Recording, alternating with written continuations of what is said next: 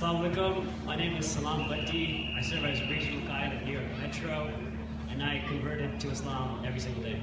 Alhamdulillah. Jaza'Allah. Keep the mic, Salam.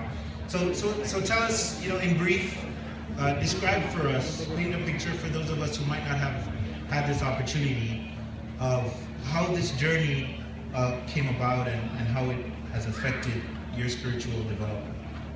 I guess it started last year when the the executive board of Ahmadiyya was invited by Hazoor to visit Hazoor.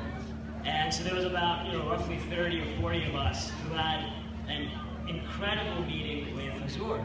We went in expecting to be beaten up.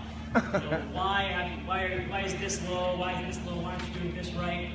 But Hazoor was so generous with his compliments, his positive feedback, and of course his time, that we were just blown away. And it made us realize that whatever we're doing it okay. We can do better. We can do more to make it better. MashaAllah. And then the invites came for all the of America to visit Hazoor.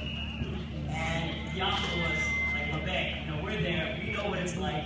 So it was up to us just to let people know, you gotta go. You don't want to miss this. Even if you're in the worst financial constraints, just make the intention, and Allah will just open doors. And so many people were able to just afford the trip who otherwise couldn't afford it, myself included, just because we wanted to go. MashaAllah.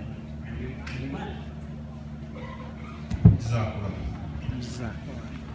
So Brother Chris, tell us a little bit about your own journey and what were your expectations and